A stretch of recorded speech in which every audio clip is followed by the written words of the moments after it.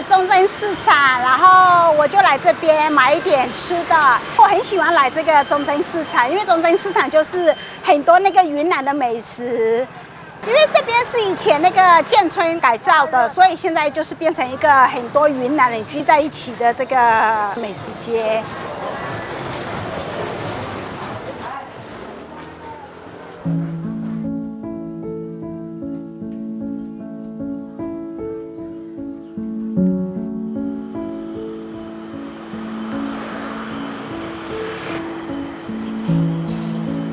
嗨，学姐。你小娃呢？小娃去哪个啊？哦，去上学了该。啊，这那还好吧？他现在在学校还好吗？很好。啊，那么就好了，那么你就不会那么累了。我超喜欢来中正市场吃云南料理，因为我蛮常来的。然后我常常来，这是我们那个学姐开的店，所以我蛮常来她这边吃面，吃一次之后，然后我再去开店。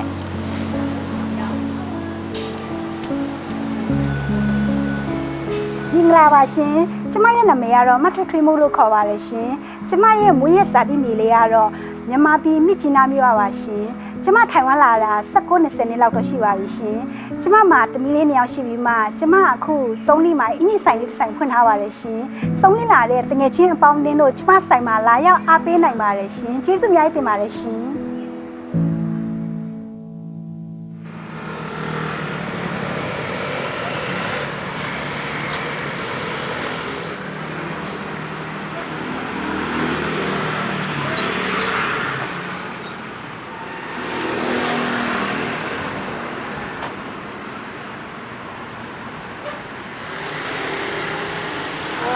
这家店客家风服饰店我已经开了11年了，然后我是从1点到晚上，基本上是差不多9点半10点，因为我这个人好喜欢漂亮，超爱美的东西。我看到如果譬如说我的客人啊出去玩啊，然后穿着我的衣服，哇，我就觉得好有成就感哦。我帮他搭好，然后搭配好，他就穿得美的，然后我就很喜欢这种的感觉。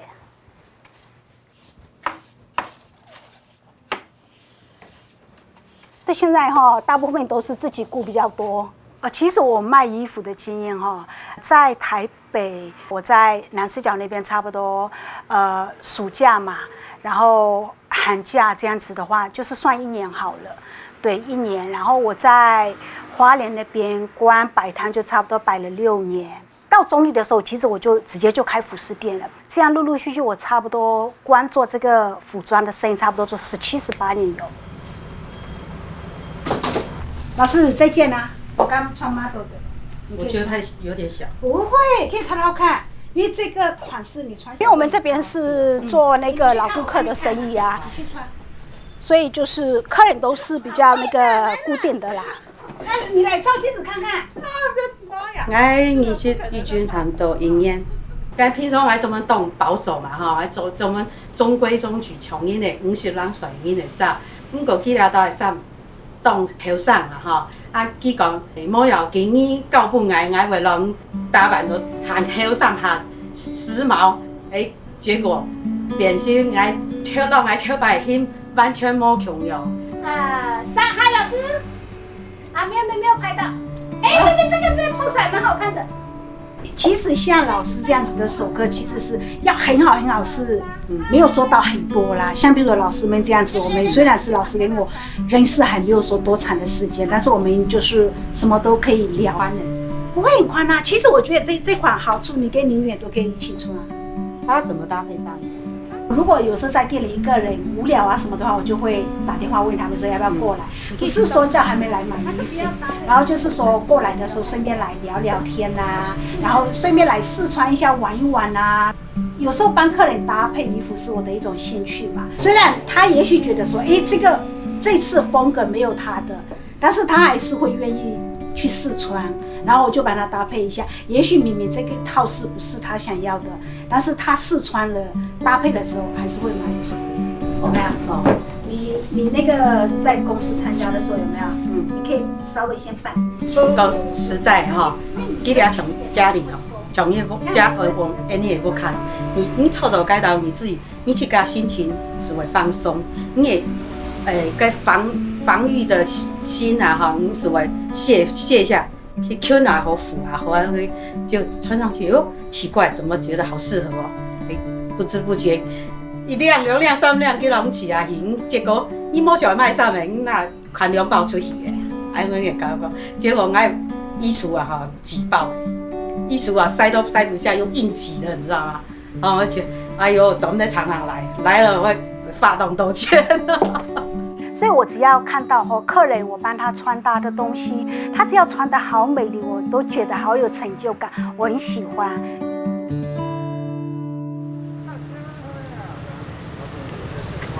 我当初来台湾也是因为我缅甸那边的那个朋友啊，他们就说，台湾这边他有招生啊。那个时候缅甸那边的那个华侨跟朋友他们一起约着，然后就去考了，结果就真的考上了。我是选了那个花莲那边的那个东华大学我是那个时候是读那个外文系。其实我那个时候我就是还蛮想要去读那个服装设计的，然后但是那个时候因为我觉得服装设计的那个学费太贵了。不是学费而已你也要考虑到说周边的一些，你要上课你需要到这些布也好，什么也好，材料也是一笔钱。因为那个时候说真的，学生其实是光要怎么讲，你要缴学费就是一笔还蛮大的开销。对。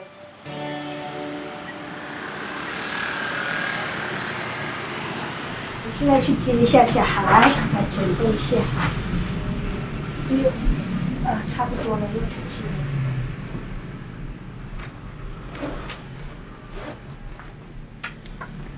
有时候如果我先生有空，他就是去帮我接小孩；如果先生今天没空，就是我自己就是先把店锁一下，然后就赶快去接小孩，然后到店里来，然后就是再帮他们看一下功课这样子。老师，谢谢，拜拜。小组很久啊，简单。你今天上课还 OK 吗？可以，今天上课上了体适能。然后呢？然后呢，我的立定跳远特别的惨。但是我觉得至少你进步就好啦。我觉得进步就已经很棒了。妹妹也还 OK 吧？没有进步。妹妹也还 OK 吗？还 OK。还 OK 了吧？你功课都写完了？这是我们家的大女儿。对，然后这是小女儿。say hello。你好。我下课之后比较喜欢回家，因为回家会感觉比较自在，就是因为可以先把餐袋洗好，然后衣服先洗好，会感觉比较轻松。家里有很多事可以做，像是可以把一些没做完的事情做完，或者是可以看还没看完的书，或者是可以玩一下手机。查了吗，宝贝？啊？你的检查了吗？联络簿，妈咪帮你签了吗？看一下。姐姐的都有了吗？他说要用国字，然后我用那个阿拉伯数字，结果就被扣了2分，很无辜的分数真的，所以你下一次要注意啊。找到了。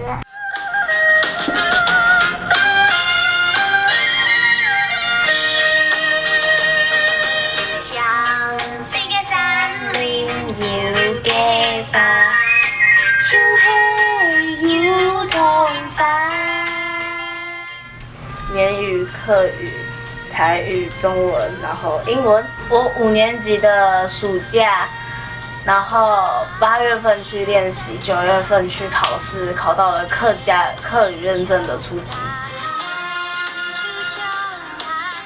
因为在学校里面，客家语会比较常会用到。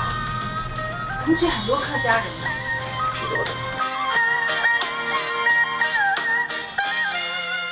菜干后，那些风铃桥，客家语带给人有亲近的感觉，而且我觉得很好听，很优美，而且我们在桃园嘛，也有很多的客家人，所以别人讲的一些话什么的，听得懂，比较听得懂，然后比较方便于沟通。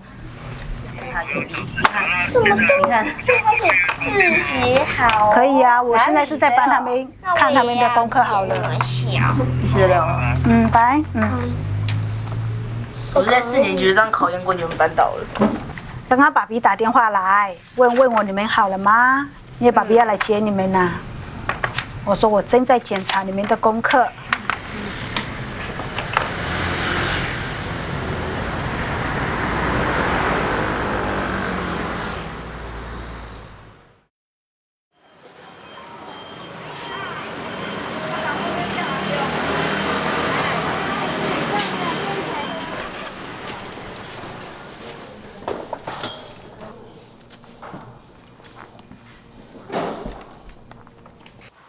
有没有？因为这边已经挤破了。哦，你刚刚太用力压，对，太旁边。对啊。我旁边的这位大美女是我的好妈姐，我的好姐妹，然后她叫怡怡。怡怡，你要不要跟大家 say hello 一下？哎，对，然后我们两个她是我的客人嘛，我们是从卖衣服认识的。对，好到她现在就是有时候我没空啊什么的话，她就会帮我接送小孩。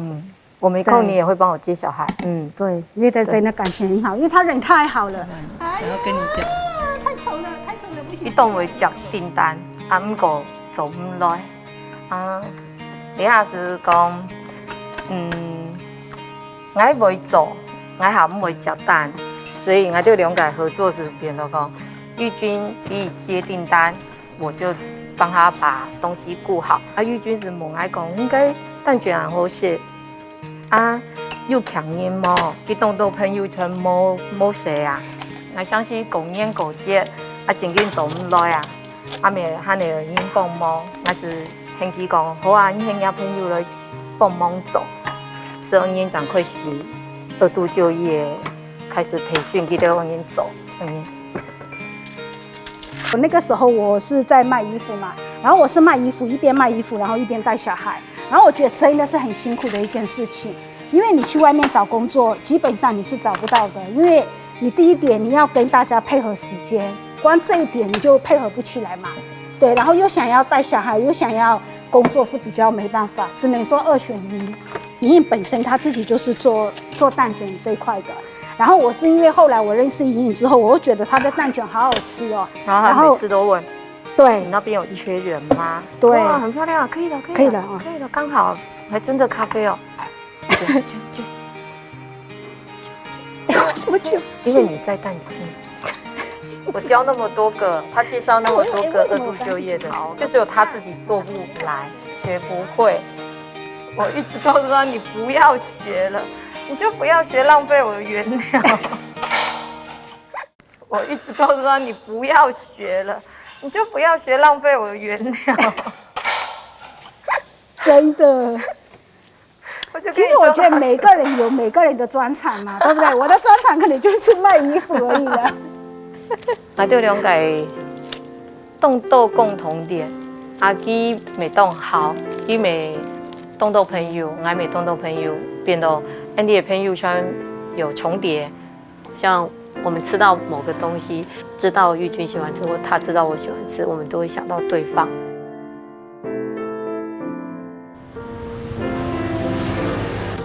玉君懂热心，懂会帮忙人啦。伊像朋友，唔讲现银行啊嘛啥，又嘛该老几讲，唔讲系借钱，又系嘛该冇把又买事情，佢做咧帮忙佢停潮体育。可能就觉得他这么用心对我，所以我也久了就变成好像就已经很习惯，去到哪里看到什么就会帮对方带一份。时间久了就觉得，你看他连他的心事都可以跟我说，对啊，所以变成就交心的朋友。对，我说的那个昨天那个橘色那种 T， 还是你要穿这种 T 的？都可以啊。你觉得？喜欢哪一种？是讲伊动力会。做得恩人为了生活，恩人会时差，一直好时差。其实他是一个很胆小的人，我相信他是因为被环境，所以让他变那么坚强。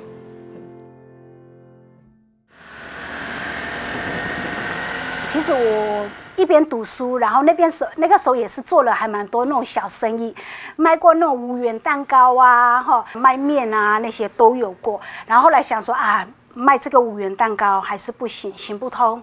娃娃机店的老板他就介绍我说，他们在南滨夜市，就跟我说，那你要不要去那边摆看看？一摆就这样子摆了5、6年有。那个时候是我男朋友，现在是老公嘛，对。然后我男朋友那个时候也是还蛮支持我的，因为如果当初没有他的支持的话，可能就没有今天的我。收这件啊，你可以这样子，比如说你要这样子绑一个结，有没有？或者是你用那个。其实就是很单纯的，因为已经是自己的女朋友了嘛，当然，她如果过得不好，我自己也会难过，所以当然是希望说，可以解决她所有的困难。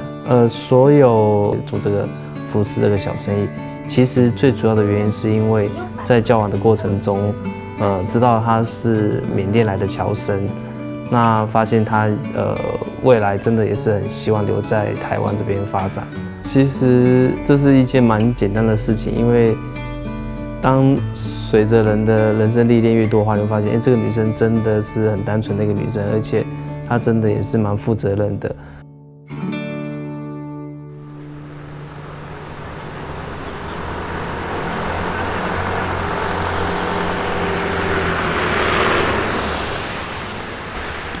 通常的话，每天早上都是你送小朋友上学吗？还是说？都是我送小朋友上学。我们每一天早上就是有时候会先打电话订早餐，例如吃皮蛋瘦肉粥。那像今天是老大当纠察队，所以就可以更早到学校，所以就可以慢慢的到学校门口那边买早餐吃。谢谢。好，走吧，走吧。好，过了。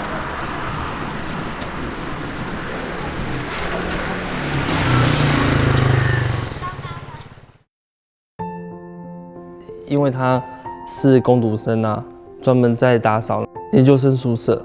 因为他这边每天打扫啊，每天都打扫很干净。因为习惯了，他都会在某个时间点出现这边打扫。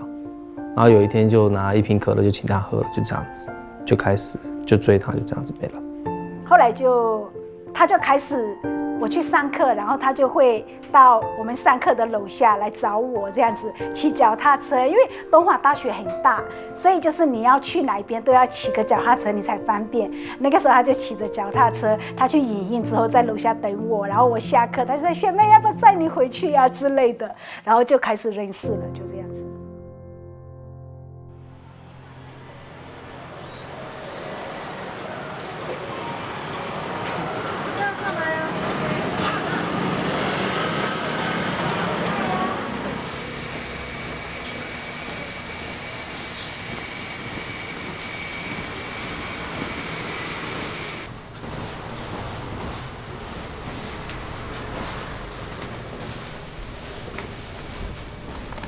碰碰，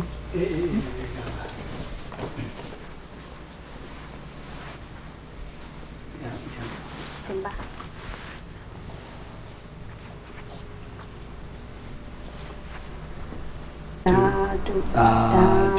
Đa-du bà xin kha. Chama chana bi ngoi bi sana bi ma zi za za om ma zi ji ma ga du. Bi de su ne bi ba zi. 我今天是来缅甸这边的那个寺庙，然后这个寺庙是在中立这边。我今天是我一个人来，然后我就来拜拜一下。这个疫情的关系后，我们做这个卖衣服也是生意也有影响，就也是差还蛮多的。然后我想说来拜拜一下，然后求一下说，生意就是熏龙生意好一点啊，然后身体健康平安啊，全家都健健康康平平安安。缅甸非常多寺庙嘛，缅甸是佛教国家，所以寺庙多，然后那边的寺庙都是非常华丽、非常壮观的。对，因为像台湾的话，因为空间的关系呀，或者是人也比较少嘛，从缅甸那边来，台湾的人也没有说那么多，所以就是只是说我们就是在公寓里面有没有，然后就是有一个空间，就是可以让我们来拜拜呀，像我们缅甸全部都是那个释迦牟尼佛，就是没有像台湾这样子有分很多那个佛啊，很多神这样子，没有飞。因为我们缅甸那边的首都是仰光嘛，但是我是没有住在那里，我是住就是缅甸的比较北部。对，然后像我记得我小时候，我们那边是真的是非常的那个，没有什么高楼大厦，但是生活就是过得非常的平。然后像如果我现在回想的话，我跟我以前真的小时候差的真的非常的多。像我们以前小时候，我们可能在稻田那边都可以跑来跑去的。然后我现在回去，我发现哇，我的整个城市都是变成。就是要怎么讲，没有说很大的高楼，但是都变成房子都是变成2层楼啊、3层楼之类的，都变化真的是非常的大。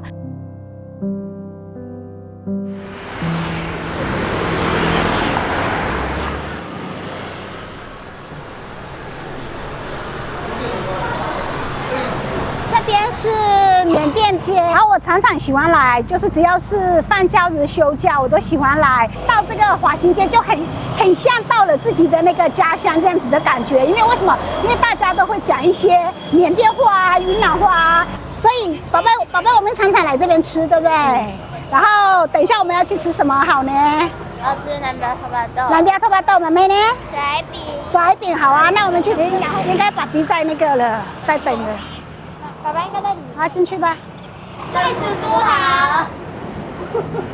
Hello。来看宝贝，你们要吃什么？我要草莓烤饼。好，然后再一个草莓烤饼。哎，姐姐。砂糖煎饼，我最喜欢的砂糖煎饼。好，砂糖煎饼，因为这是缅甸美食甜点。对，老板现在做的这个就是南标透巴豆，超香的，很香。像我们来那个南势角这边哈，这个烤饼是我们必点的。像他也很喜欢吃这边的奶油烤饼，像他也是啊，超爱吃奶油烤饼，对不对？然后那个的话，他就很爱吃甩饼，他现在吃的就是甩饼，也是缅甸当地的小吃。回到新北市的时候，都会带义军来这个地方吃这个。其实有时候只要是他的时间跟我的时间，我们两个都只要配合得了，然后我们都会这样会出来吃。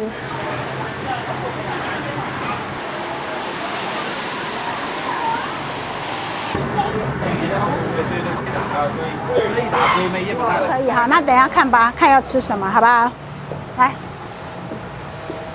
我们吃这家。嗨，哥哥，姐，哎，你们要吃什么？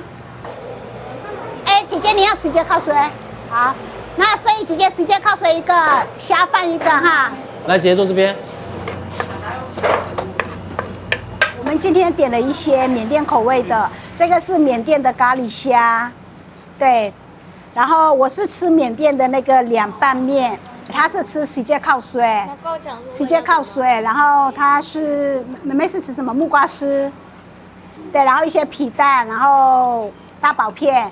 都是那个云南缅甸口味的，因为会想念家乡，所以就会来吃。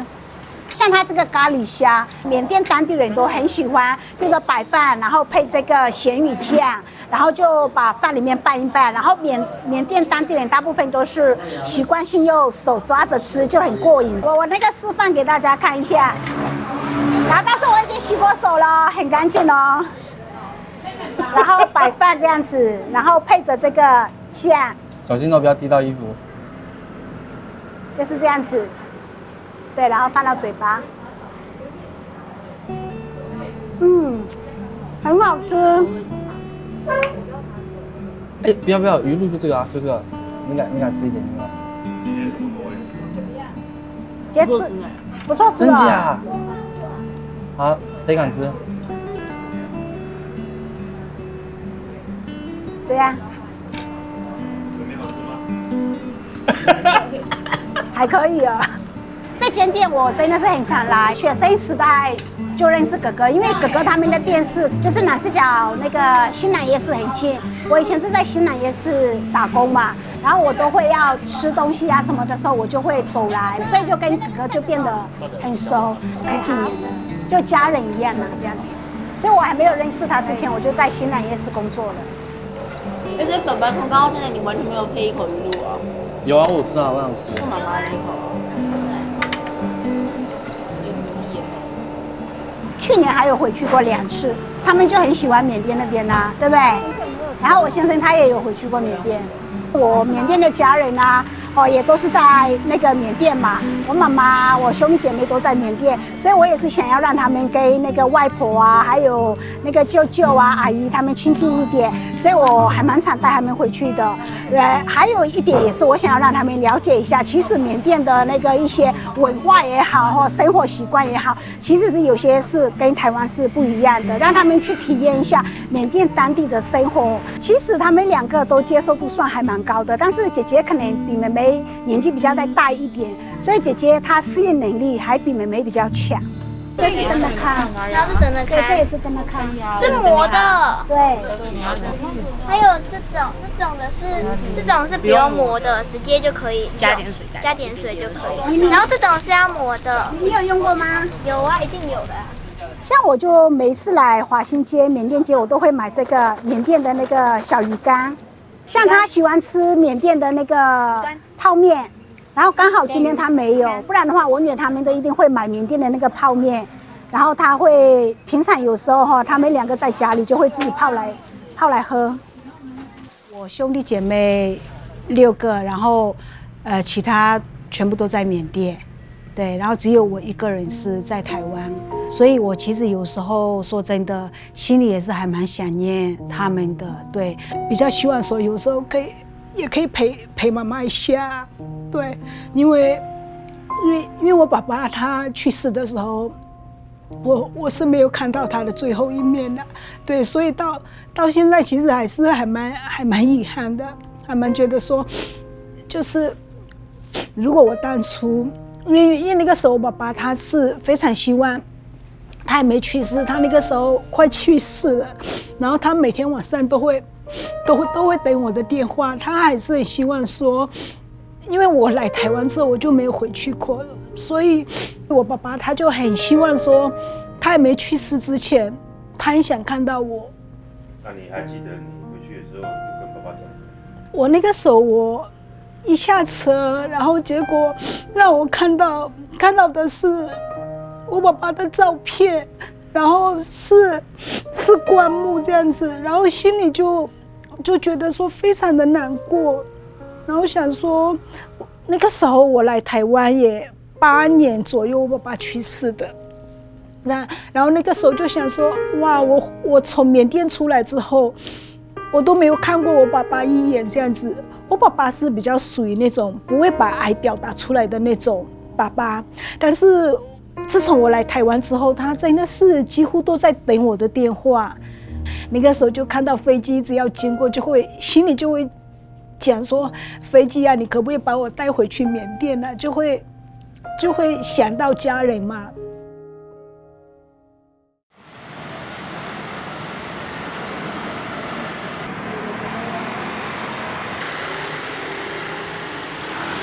到店里我就是扫完地啊，弄一弄之后啊，我第一个动作就是会换店里的衣服，因为我想说展示给客人看。然后很多客人都是，就是你如果挂在那个架上他比较不会知道说这个款式穿起来的那个版型怎样。但是你穿在身上的话，如果有客人看到哇，好好看哦，他就会想要购买的那个欲望。可以啊，来等一下。这中间要像对，细一下。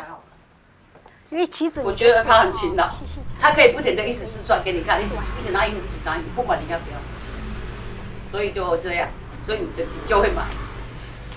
一般的话，你有没有？你看就像他刚才说的啊，我要试穿，我很懒他就一直去穿给你看，然后一直帮你拿衣服，一直拿了一大堆，你不买他也不收。不会啦，哪有什么赘肉？拜托你，要扣的，有没有？不要摆，就这样子。或者是你要把它绑起来也可以，你看镜子，哇塞，超好看。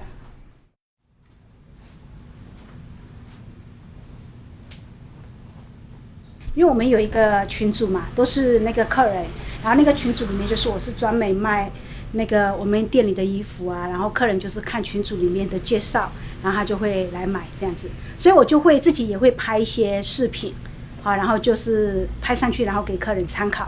我现在想着来拍一段那个新款介绍。嗨，宝贝们，好久不见！今天小军要来介绍一下我身上的这一套。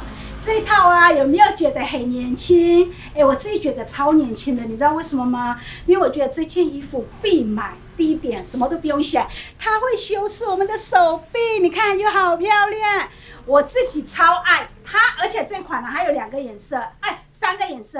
然后我身上这个是橘色哈。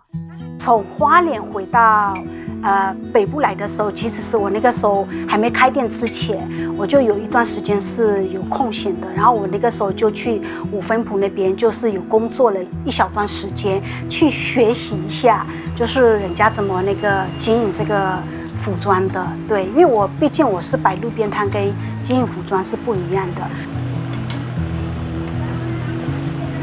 这里是台北的那个五分埔，然后像我以前补货都是来这边补货，那个时候就是有人说啊，五分埔这边可以批一些衣服，然后所以我那个时候就是到五分埔这边，因为五分埔这边都是下午才开的，比如说1、2点这样子，这边的店面都才开始营业。对，然后我就是从花莲那边坐火车坐到五分埔之后，五分埔这边我有几家比较熟悉的店，有没有？他们就会帮我准备午餐，然后我就赶快补一补，赶快批一批，批完货之后我就又赶回去花莲摆摊。现在还蛮多我以前的店家都不见了，现在大部分都是新的店家。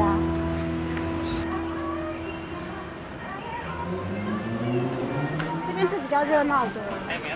嘿，小维，嗨，玉君，对啊，好久不见，对啊，超久了。大姐呢？大姐呢？大姐不在。啊，大姐不在。这个就是我以前打工的地方，然后这是我以前的同事小维。10年前那个时候还是年轻小女孩，她来这边打工学习的那个，比如说中文也可能也不是很好啊，跟我们形容一下。玉君很认真，人还蛮好的啦。做这一种其实就是服务的态度最重要。我觉得同事之间相处很重要。你待在一个地方，其实同事好，你就愿意想要去学习，然后对大家相处的愉快，对不对？对啊。每天我以前在这里上班，每天都很愉快的。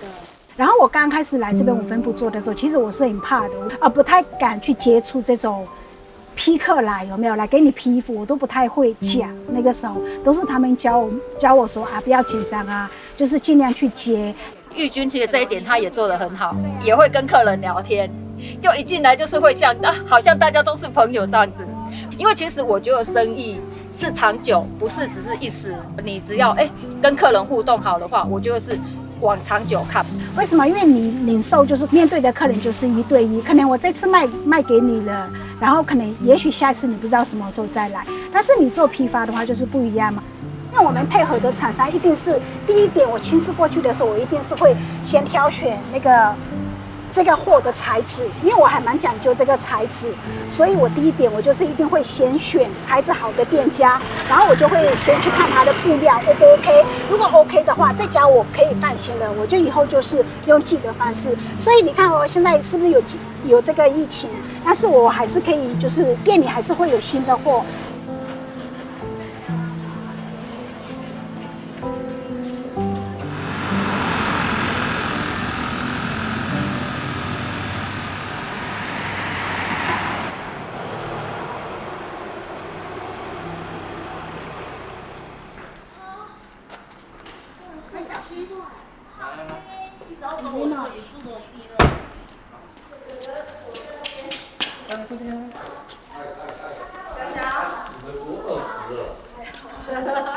肚子饿不饿？对啊，等一下我弄火锅啊。这是我二姑，就是老公的姐姐。对，你看他们2个长得很像，对啊，同一个妈生的。然后我们2个感情很好，对不对？对。所以你看我们2个真的感情很好，莫名其妙的好。对啊。姐姐，葱要切吗？对，葱要当酱料的，要切小碎块。对。然后我拿盘子给你。宝贝们，宝贝们，快点来端菜哦！帮忙端菜的，走，帮妈妈端。他们已经玩起来了，你知道吗？对啊。他们只要在一起就会开始玩起，小心摔破就没得吃了。对，就没有东西可以吃哦。好，这样就可以了。小乔，帮我注意一下那个炉火，帮我把菜压一下。这快速炉很快。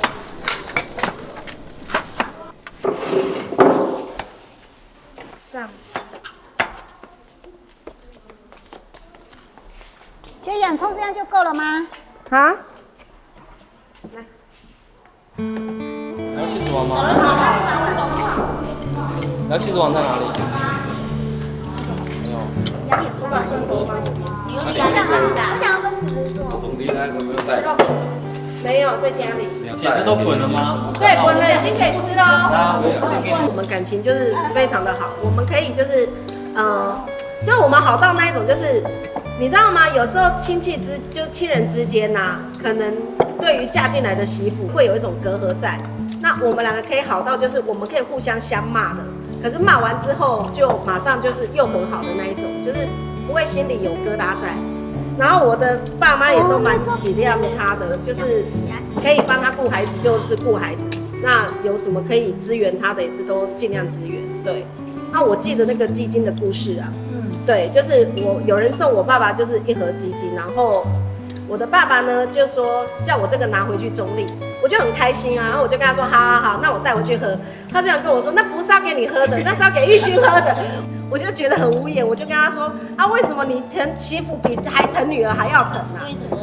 先吃吧。来，有了，这个我自己做的。好啊，等下可以教他。我弟超爱他的，你知道吗？有时候爱到我们都快要受不了了，对不对？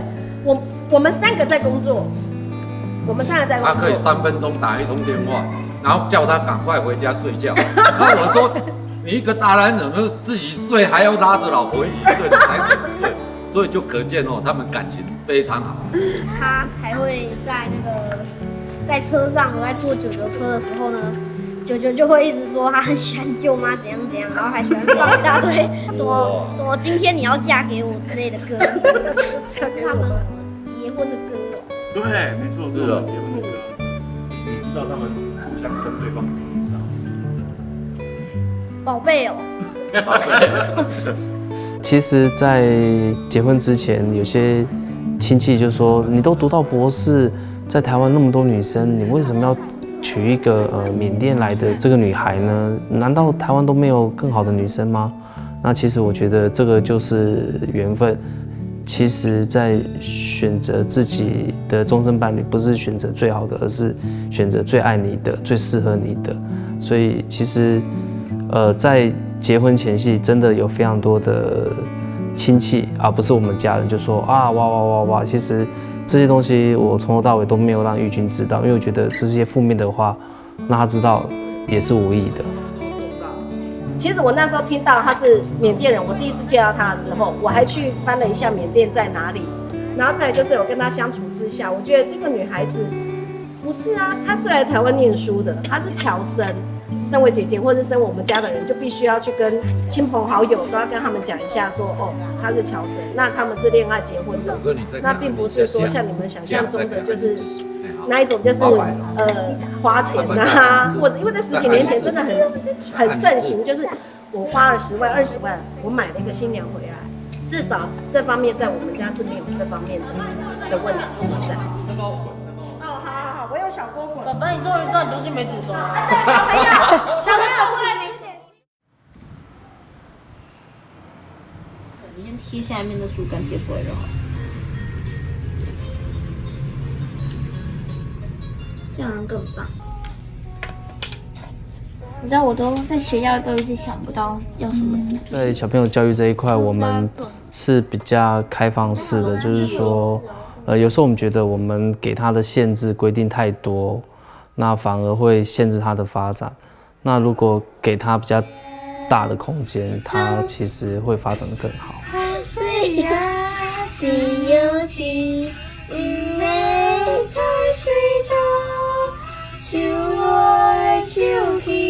我们的教育理念是好的玩的意思是说，在很多小朋友在国小的阶段。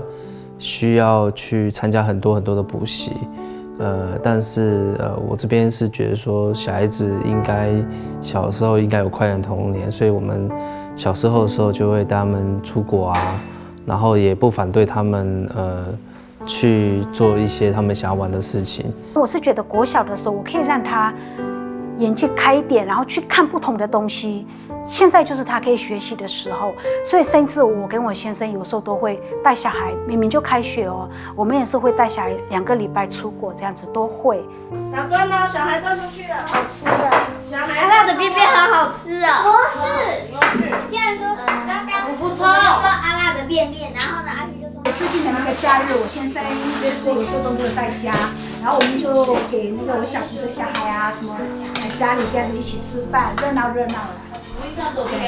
然后今天就准备了日式的烩饭给他们吃。你没有喂饱，你吃饱了没？没有喂饱，全部丢。你们也在吃饭吗？剩下的拿去。爸爸在吃什么？妈咪。他们还要去姑姑的厂睡觉，对吗？要去露营，对不对？很开心，他们。可是他们担心你了。对呀、他们说爸爸不在家，爸爸去教书。他说剩你一个怎么办？露营。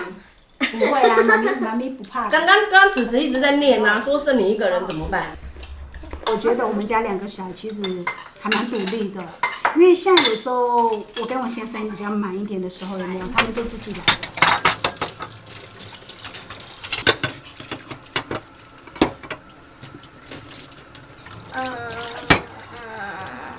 其实我觉得我先生真的是很宠小孩，宠到有时候他很想骂小孩，但是他又舍不得骂，但是他就会说，他就会打电话来跟我说，你女儿怎样怎样怎样，然后我讲不动了，我就说，那你讲不动，那你要不要凶他或者是怎样？你讲给他听。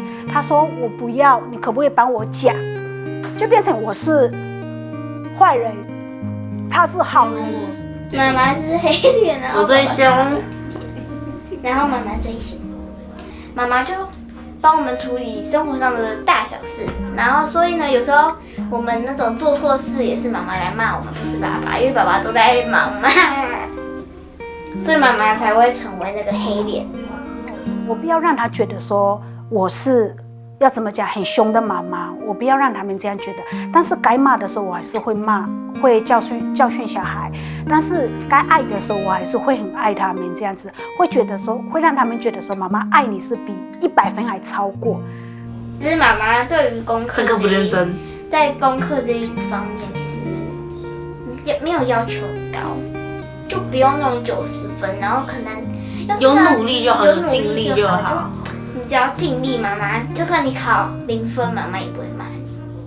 你考0分真的有尽力吗？没有，我真的假的。而且，尽力至少有2分。我们真的非常非常的忙，然后陪的时间其实真的也不多，但是我们会珍惜每一天，就好像每天我们都是睡在一起，到现在还是一样，我们一家4口都是睡在一起。是你们会觉得这样很好，还是会希望爸爸妈妈更多时间陪你们会更好？还是你们觉得有了解我时间陪我们吧？对，因为那些喜欢的东西，就可能只是你一时间的金钱冲动嘛。所以你如果买了，你可能后面也不会去管它了。但是，所以我觉得更多时间让爸爸妈妈陪我们更好，因为不会让我们的童年枯燥。对，要让我们童年过得快乐一点。假日的时候可以一起去玩，然后可以有更多时间一起吃饭聊天。对，然后晚上一起聚着这样吃饭。然后吃完饭后可以一起做一些小活动啊什么的，然后吃水果聊天啊，然后讲课堂上的一些事情、烦恼啊，然后开心的事情，就可以听到，就可以让人可以听到你的倾诉，心情会好一点。然后可以把平常的那种情绪就释放出来，而且能分享给爸妈，让爸妈更了解我们到底在想什么啊？我们到底在想什么？更了解我们发生那个就是在平常会发生什么事啊什么的。打给我侄女，我大姐的小孩还没通，因为小朋友他们也是喜欢跟外婆们讲话。来，宝贝，我们跟外婆讲话。外婆，外婆在那个三姨妈那边。嗨。你有没有跟缅甸话跟外婆讲一下话？外婆的米莎比比啦。傻 BB， 你有傻 BB 啦？傻 BB。傻 BB 哦。外婆，我们现在去找你玩。大兴啥的嘞？大兴啥的嘞？叫大兴。叫大兴。像以前这个电讯比较不发达嘛，缅甸那边，所以我们都是用那个公用电话。不是电讯。啊，通讯比较不发达的时候，我们都是用公用电话打电话回缅甸。我们本来打算也是想要，3月份的时候回去那个缅甸一下，结果疫情的关系变成我们没办法回去。妈，他们吃鸡肉。叫大兴，叫大兴。外婆，你那天不舒服有没有好一点？好一点，好了。妈，妹妹，我们不讲了嘎，因为他们2个要去看书了嘎。哎，跟外婆拜拜。拜拜。哎，妈好，那照顾身体嘎。哎，那么到这样子了嘎，妈拜拜。姐姐，凤凤姐姐。妈妈拜拜。拜拜。其实啊，我说真的，很多嫁进来台湾的新住民，其实还蛮多姐妹都是很辛苦的，对，因为第一点哦，很多都是要怎么讲，人生地不熟的嫁来台湾，所以我觉得这个时候夫家的角色是还蛮重要的，对，有些夫家是很好，甚至有些是有异样的眼光看你，都会有的。我嫁到的家庭是真的是还蛮爱护我，对我真的很好的，对，因为像我公婆也好，我小姑他们也好，我先生也好，都是对我真的很好，这一点是我真的是要给100分，真的，反而是我有时候我的角色反而是做得不好。就像他的客人都常讲说，他上辈子烧了好香嫁来我们家，因为他都不需要做家事，包括每年大扫除都是我。以我们的传统来说的话，台湾的客家人啊也好啊，可能就会因为客家人非常的勤俭持家，那他会觉得说，这个媳妇嫁进来，居然过年过节也没有回来帮忙煮饭呐，也没有帮忙大扫除啊，然后可能连杀鸡也不会啊，然后可能也剁鸡肉也不会啊，然后菜买来也不知道怎么处理啊。那我们有很多包括腌菜啊也不会啊，那可能就会觉得不及格，但是其实他在我们家是属于满分的，因为我们家的观念是觉得说，你只要可以把你的孩子顾好，不会认为说你媳妇嫁进来就是一定要做牛做马，因为我嫁到别人家，相信我的妈妈也不希望我去别人家是做牛做马，就是在我们家是这样认为，所以我常常说我们是比较特别特殊的一个家庭，就是这样。好，不会，你看，哎呦，他，走了，我们去那个商店街买一下东西，好不好？我去过还蛮多不同的地方，我发现真的台湾这边的人就是心地善良，而且人好，而且还蛮喜欢那个帮助别人的。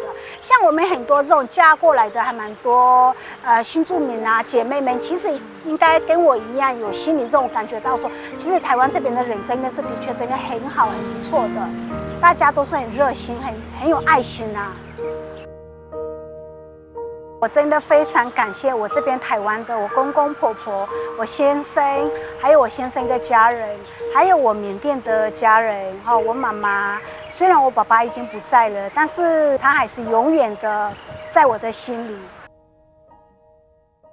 即马我苦萝卜啊耶，新南木嘞，一点木嘞，别个嘞台湾我嘞，接受名一定是话嘞，台湾我嘞，即马龙咩七八嘞，台湾 I love you， 台湾接受名一定是话嘞 ，Thank you 台湾，谢谢台湾。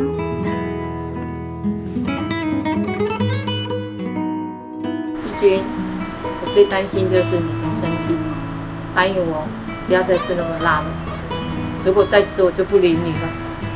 妈妈，其实我一直希望可以跟你一起吃饭、聊天、逛街、谈心事，所以你再忙、再累，都要抽一天来陪我们玩，一起坐摩天轮。所以你至少要抽空1天来陪我们一起妈妈你辛苦了，我爱你。